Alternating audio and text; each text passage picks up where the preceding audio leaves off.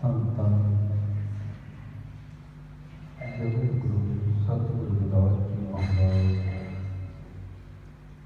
ਧੰਨ ਧੰਨ ਸਤਿਗੁਰੂ ਸਵਾਮੀ ਸਰਵਦਾਸ ਜੀ ਮਹਾਰਾਜ ਜੀ ਦੇ ਪਾਵਨ ਚਰਨਾਂ ਕਮਲਾਂ ਵਿੱਚ ਵਿਰਾਜਮਾਨ ਗੁਰੂ ਸਾਹਿਬ ਸੰਗਤ ਜੀ,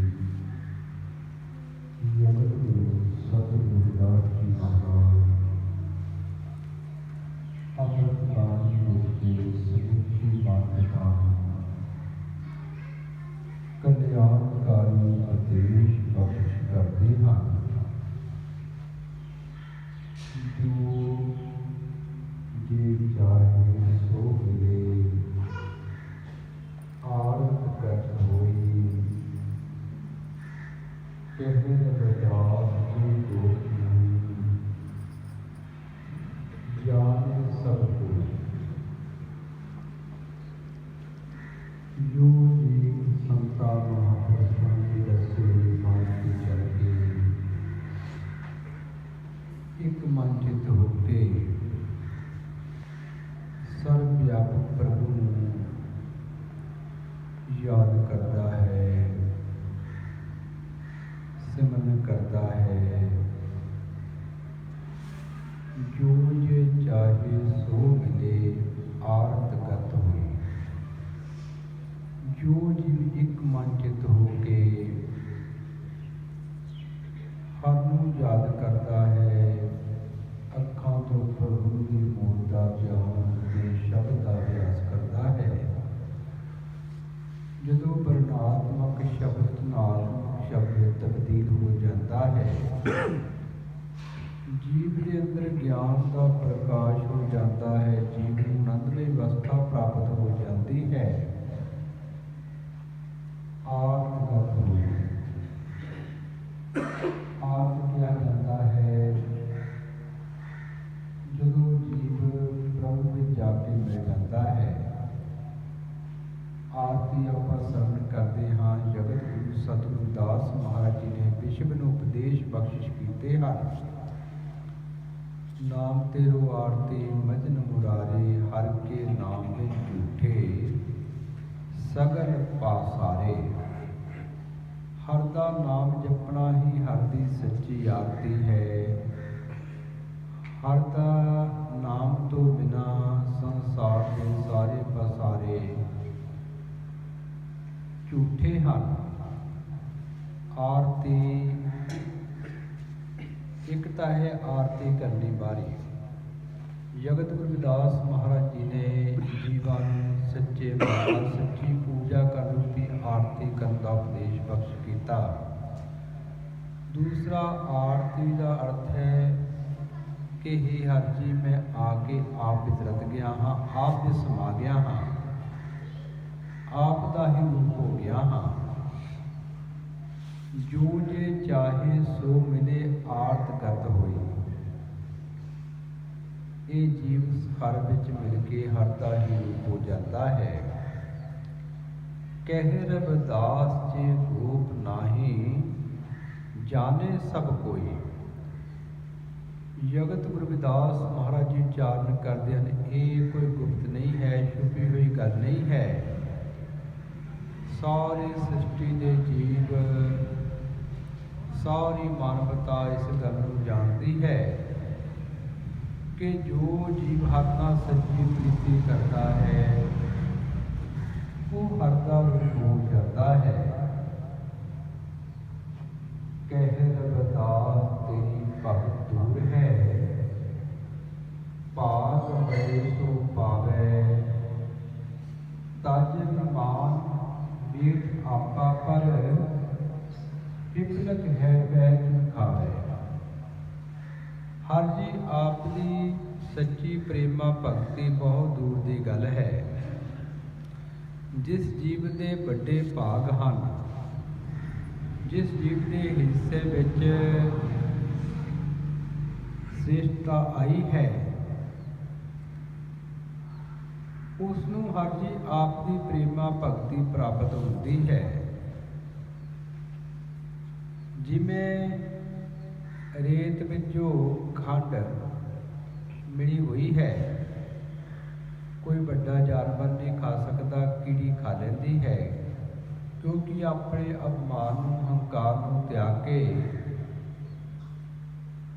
उस विच निमरता है। इसी प्रकार जिस विच निमरता है, गुरुआं प्रति लगन है, निष्ठा है,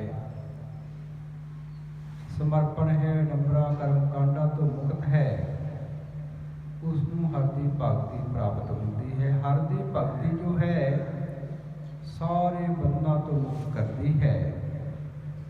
मानव मानव नाल प्यार करना, सब दा भला मंगना, मन में दया, धर्म, खिमा, सत, संतोख हर दी भगती सिखाती है। इसलिए जगत गुरु सतगुरु रविदास महाराज ने पखंडवाद दे बारी अडंबरा, कर्म कांडा, पराधीनता, गुलामी, कल्पनिक भगवाना दा जिस वेले बोल बाला सी, ऐसी व्यवस्था का, मानव विरोधी व्यवस्था का खंडन किया और मानव मानव प्रेम, स्त्री पुरुष समान, विश्व भाईचारा,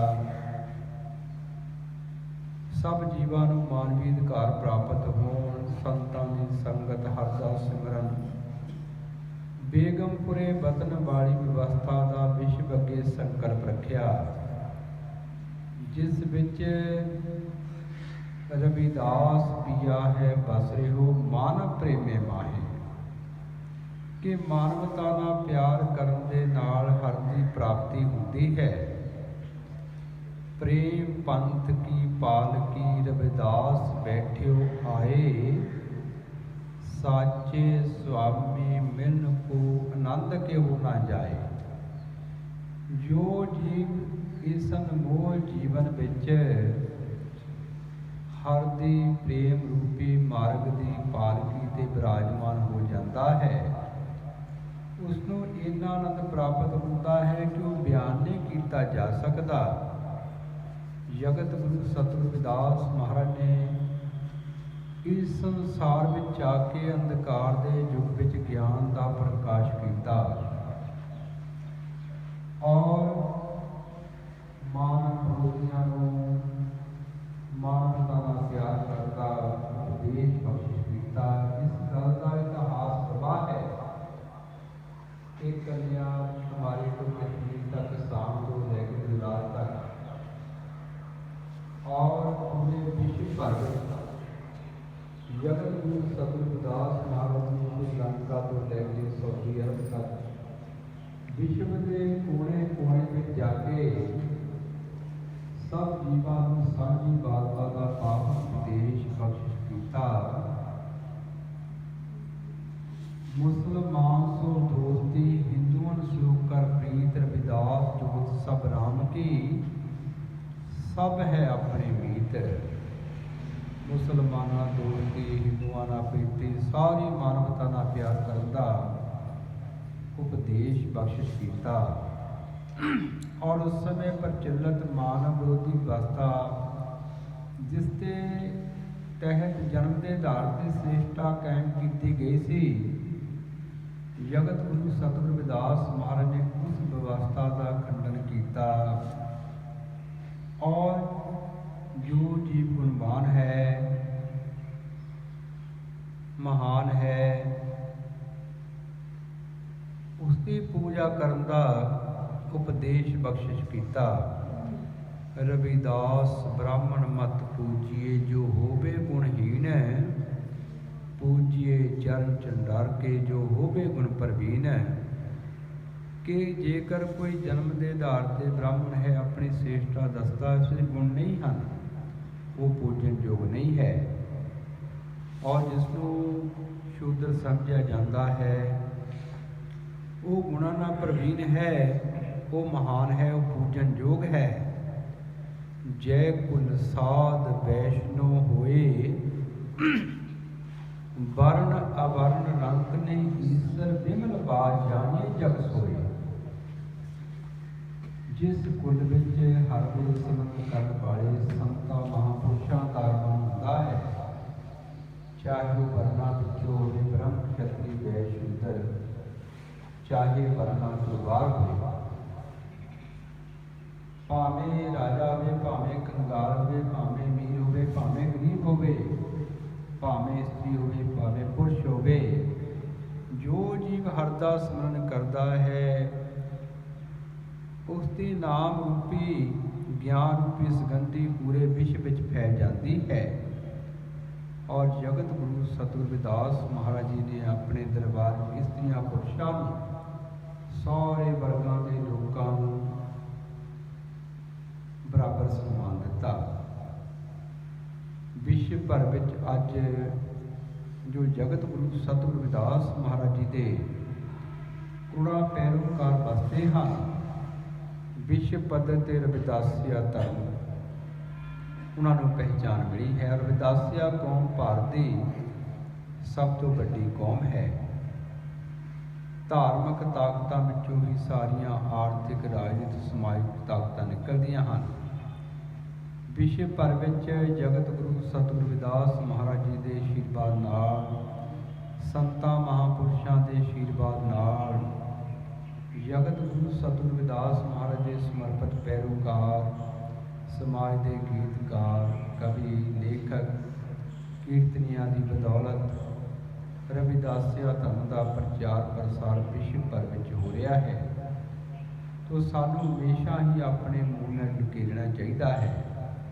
ਤੋ ਗੁਰੂ ਪਿਆਰੀ ਸਾਧ ਸੰਗਤ ਜੀ, ਜਗਤ ਗੁਰੂ ਸਤਿਗੁਰੂ ਰਵਿਦਾਸ ਜੀ ਮਹਾਰਾਜ ਅੰਮ੍ਰਿਤ ਬਾਣੀ ਵਿੱਚ ਸਾਰੀ ਮਾਨਵਤਾ ਨੂੰ ਕਲਿਆਣਕਾਰੀ ਉਪਦੇਸ਼ ਬਖਸ਼ਿਸ਼ ਕਰਦੇ ਹਨ। ਹਾਂਜੀ।